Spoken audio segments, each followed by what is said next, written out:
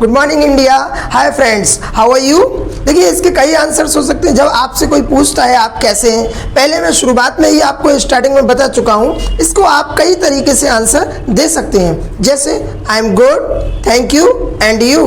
I am fine common word है, आप चाहे यूज करें, लेकिन जब आप एडवांस इंग्लिश बोल रहे हैं, सीख रहे हैं, तो कुछ चीज़ों का ध्यान रखें कि आप प्रोफेशनल वर्ड्स को यूज़ करेंगे तो वो ज़्यादा इंप्रेसिव रहेंगे। तो इसीलिए आप प्रोफेशनल वर्ड्स को यूज़ करें। अगर आप मेरी बात करें तो दोस्तों, आज मैं कहीं दूर तक बहुत अच्छा हूँ। मतलब अगर मुझे इसको इंग्लिश में बोलना है तो मैं कैसे बोलूँगा?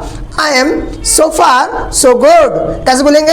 आई am so far so good. And you, मतलब मैं आपसे पूछ रहा हूँ आप कैसे हैं। तो आप भी अगर बहुत अच्छे हैं कहीं दूर तक मेरी तरह, तो आप भी बोल सकते हैं I am so far so good too. इस तरीके से आप आंसर दे सकते हैं। देखो दोस्तों, हर बार एक जैसा आंसर देने की बजाय आप अपने कॉन्वर्सेशन में थोड़ा सा नयापन लाएं, जिससे लोग इंटरेस्टेड हो जाते हैं, जिससे लोग आपकी ओर अट्रैक्टिव होते हैं। इन चीज़ों का ध्यान रखें।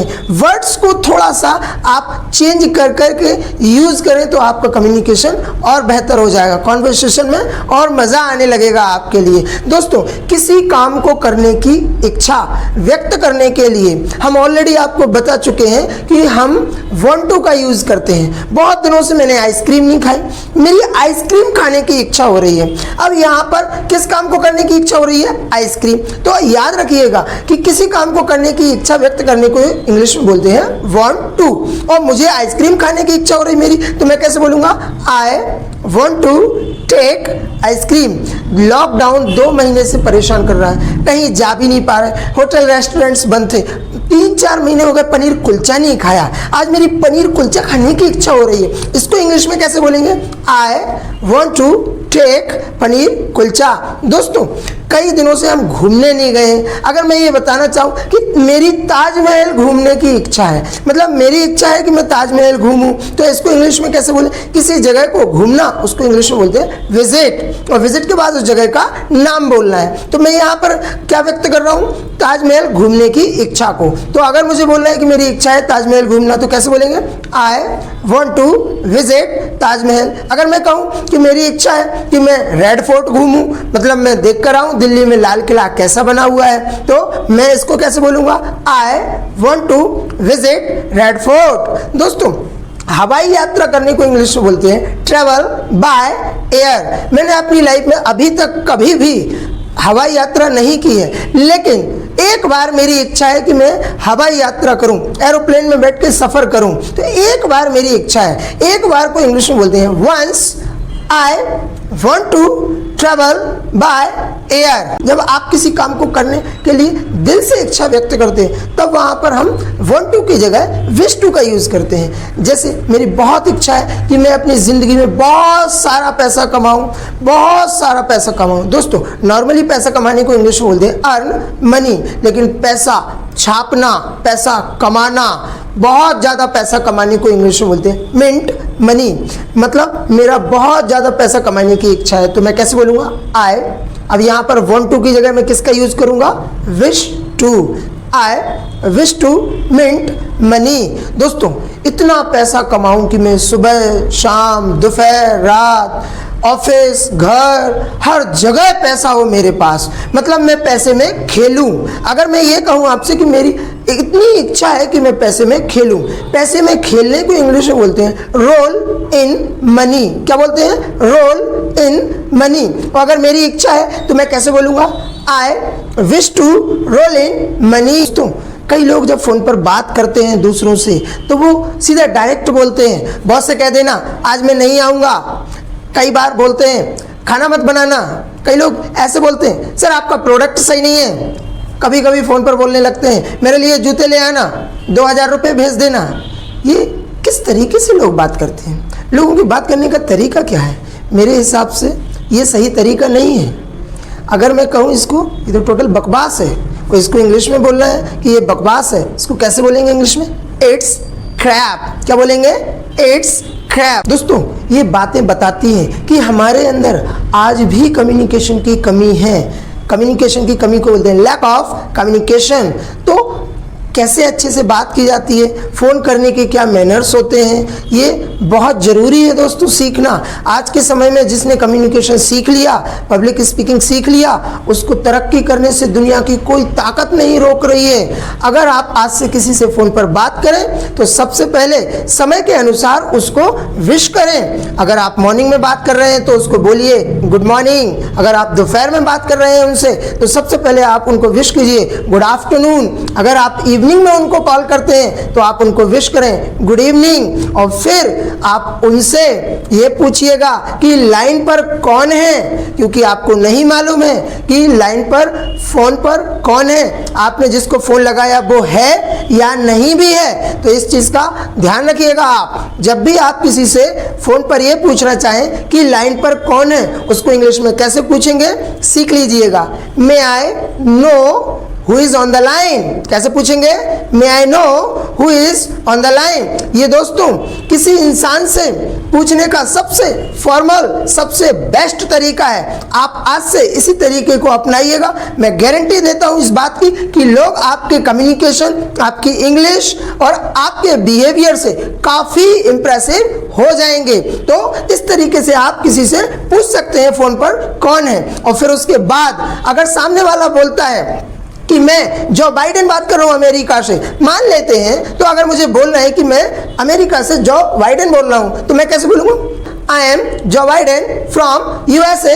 तो दोस्तों फिर हमारा कम्युनिकेशन ये कहता है, जब हमें पता चल गया कि लाइन पर कौन है तो फिर हम उस इंसान से उसके हालचाल पूछें, जिससे उसके अंदर और हमसे बात करने की रुचि बढ़े।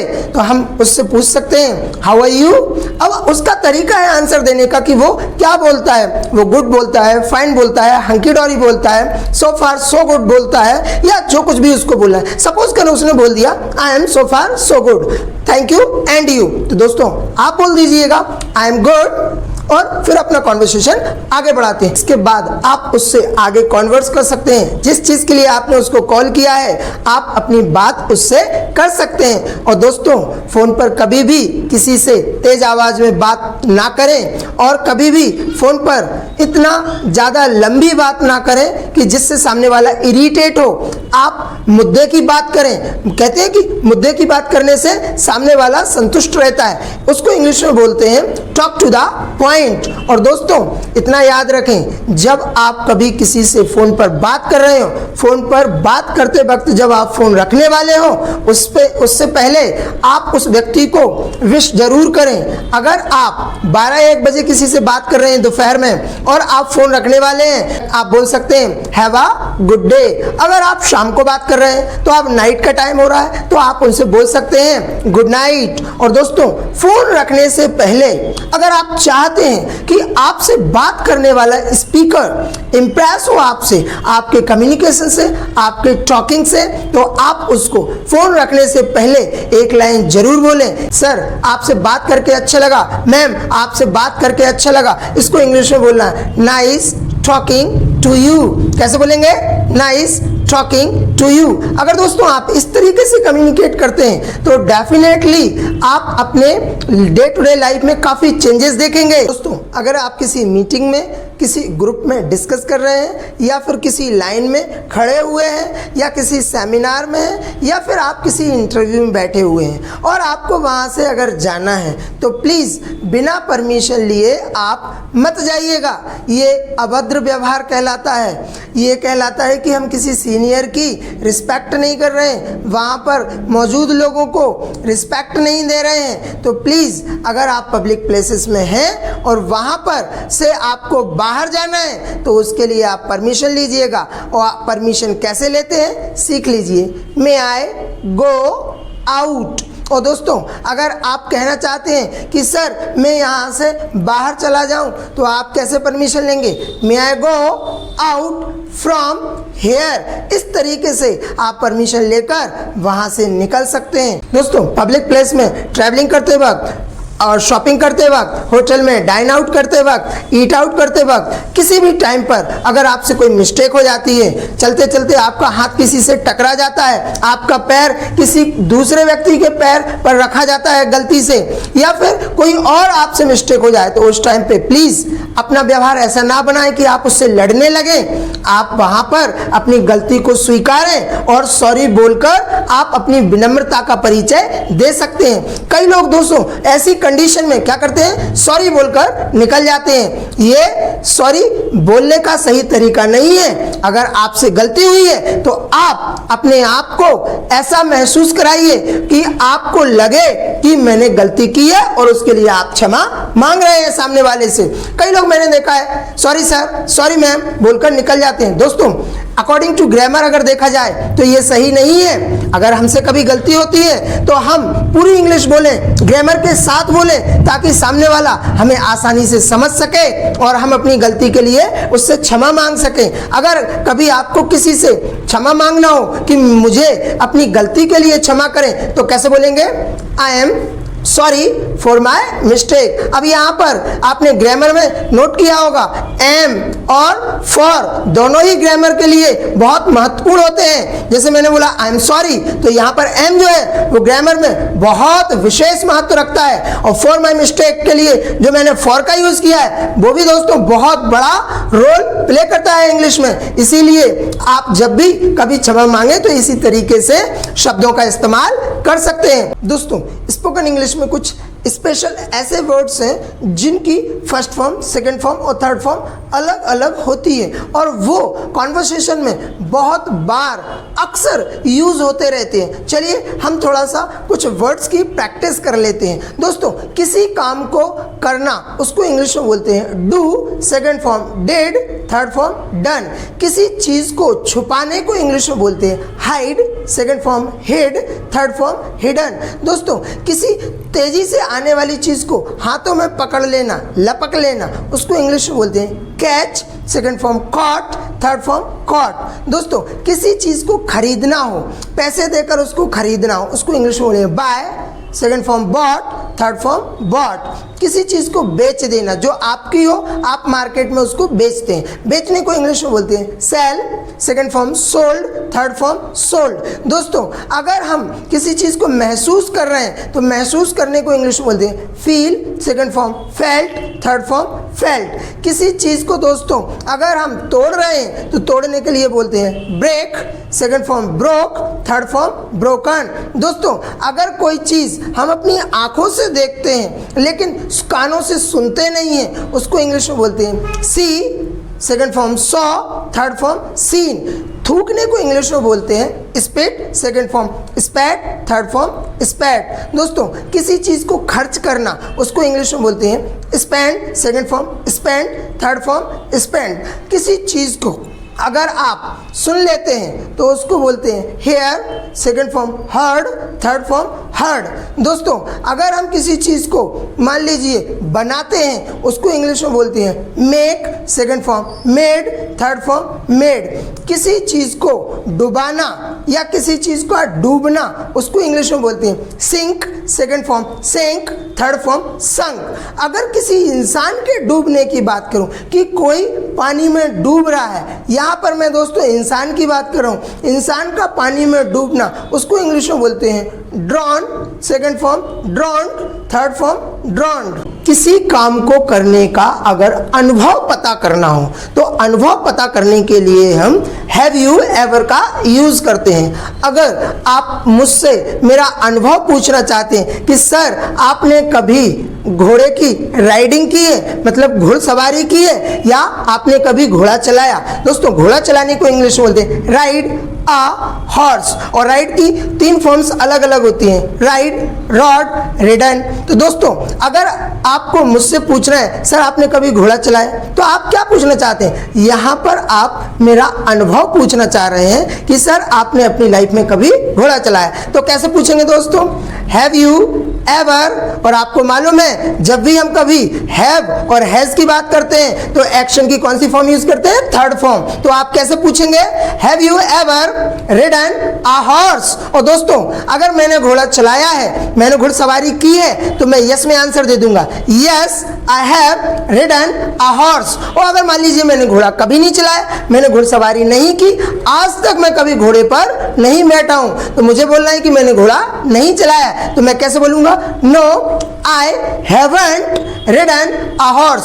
दोस्तों आंसर देते वक्त एक चीज का ध्यान रखेंगे आप कि आंसर जब देंगे आप तो एवर का यूज नहीं करेंगे। आंसर देते वक्त एवर को हम हटा देते हैं। एवर का यूज केवल हम क्वेश्चन पूछने के लिए कर रहे हैं, अनुभव पता करने के लिए कर रहे हैं यहाँ पर, तो थोड़ा सा ध्यान दीजिएगा। दोस्तों अगर आप मुझसे पूछना चाहते हैं कि सर आपने कभी ताजमहल देखा, अब देखिए यहाँ पर कभी आपने ताजमहल घूमा, आप क्या पता करना चाह रहे हैं? आप ये पता करना चाह रहे हैं कि अभी तक मैंने अपनी लाइफ में ताजमहल घूमा या नहीं। तो आप ताजमहल घूमने का अनुभव पता करना चाहते हैं, तो कैसे पूछेंगे? Have you ever visited Taj Mahal. और दोस्तों अगर मैंने ताजमहल नहीं देखा है तो मैं कैसे बोलूंगा? No I haven't visited Taj Mahal. लेकिन दोस्तों इतनी खूबसूरत इमारत, पूरे विश्व में 7 अजूबों में नाम आता है, हमारे हिंदुस्तान का गौरव कहे जाने वाले ताजमहल, विश्व में सबसे ज्यादा ख्याति प्राप्त करने वाली इमारत अगर मैंने नहीं देखी है, लेकिन उसको देखने की इच्छा मेरी दिल से है, एक बार मैं ताजमहल को जरूर घूमूं। तो अगर मुझे बोलना है कि मैंने अभी तक ताजमहल नहीं देखा, लेकिन एक बार मेरी दिली ख्वाहिश है कि मैं ताजमहल देखूं, तो इसको इंग्लिश में कैसे बोलेंगे? No I haven't visited Taj Mahal but once I wish to visit Taj Mahal. दोस्तों किसी दुकान पर जाकर और सामान पार कर देना, कल्टी कर देना, चुरा लेना, उसको इंग्लिश में बोलते हैं डू शॉप लिफ्टिंग। क्या बोलते हैं? Do shop lifting. कुछ बच्चों की आदत होती है दुकान पर जाकर पेन चुरा लेना, पेंसिल चुरा लेना, इरेजर चुरा लेना, टॉफी, चॉकलेट्स, जो कुछ भी उनको अच्छा लगता है। दोस्तों ये एक बुरी आदत है, इट्स अ बैड हैबिट। तो किसी दुकान से सामान चुरा लेना, उसको इंग्लिश में बोलते हैं डू शॉप लिफ्टिंग। डू की थर्ड फॉर्म होती है डन। अगर मुझे आपसे पूछना है कि आपने अपनी लाइफ में अभी तक कभी भी ऐसा काम किया, किसी दुकान से सामान चुराया, तो उसको मैं कैसे पूछूंगा? अब दोस्तों मालूम है आपको, किसी व्यक्ति से उसका अनुभव पता करना हो तो अनुभव कैसे पता करते हैं? हैव यू एवर से। तो मैं क्वेश्चन किससे बनाऊंगा? हैव यू एवर से। Have you ever done shoplifting? अगर दोस्तों आपने की है कभी तो आप यस में बोल सकते, कोई प्रॉब्लम नहीं है, हम तो फ्रेंड्स हैं और आप फ्रेंड्स में तो चलता है, कहते हैं फ्रेंड्स में तो चलता है, कोई दिक्कत नहीं है। तो अगर आपको बोलना है हाँ आपने ऐसा किया है कभी भी, बचपन में, स्कूल टाइम में, कॉलेज लाइफ में, तो आप बोल सकते हैं yes I have done shoplifting. और नहीं किया है तो कोई दिक्कत ही नहीं है, आप नो में आंसर दे सकते, no I haven't done shoplifting. लेकिन दोस्तों याद रखिएगा, अब आपने अगर आज तक कभी शॉपलिफ्टिंग नहीं किया तो ठीक है, लेकिन आप इसके आगे मत बोल देना बट वंस मेरी दिली ख्वाहिश है, I wish to do shoplifting, ऐसा मत करना। ये वर्क अच्छा नहीं है, ये आदत खराब है। जब कोई आदत खराब होती है तो उसको दोबारा रिपीट नहीं करते हैं, ये आप भी जानते हैं और आप बहुत अच्छे कम्युनिकेटर हैं, मैं जानता हूँ इस बात को। आप हर बात को अच्छे से फॉलो करते हैं, हर अच्छी बात को आप हमेशा फॉलो करने की कोशिश करते हैं। ऐसी पार्टी जिसमें आपको इन्विटेशन देकर बुलाया गया हो और उस पार्टी में जाकर शामिल होने को इंग्लिश में बोलते हैं अटेंड द पार्टी। लेकिन कभी कभी ऐसा होता है किसी पार्टी में आपको इनविटेशन नहीं दिया हो, लेकिन आपकी इच्छा है कि मैं पार्टी में जाकर बढ़िया बढ़िया माल सल्टाऊं, खाऊं, तो ऐसे कभी कभी मन करने लगता है अपना। तो ऐसी पार्टी जिसमें आपको बुलाया नहीं गया हो लेकिन आप जबरदस्ती चोरी छुपे चले जाएं, घुस जाएं, जैसे 3 इडियट्स मूवी में आपने देखा होगा, वो तीनों फ्रेंड्स, आमिर खान और उसके दोनों फ्रेंड्स उसकी पार्टी में चोरी छुपे चले जाते हैं। किसी पार्टी में जाकर चोरी छुपे पार्टी को अटेंड करने को इंग्लिश में बोलते हैं क्रैश द पार्टी। क्या बोलते हैं? Crash the party. बचपन में दोस्तों कई बार ऐसा किया होगा। हो सकता है कि आपके पड़ोसी को इनविटेशन आया हो और आप इच्छा रख रहे हो जाने की, तो ऐसा हुआ हो कभी लाइफ में। अगर मुझे पूछ रहे हैं कि आपने कभी ऐसी पार्टी को क्रैश किया है, तो मैं कैसे पूछूंगा? Have you ever crashed the party? और दोस्तों अगर आपने किया है तो आप बोल सकते हैं yes I have crashed the party. Thank you so much for watching this video.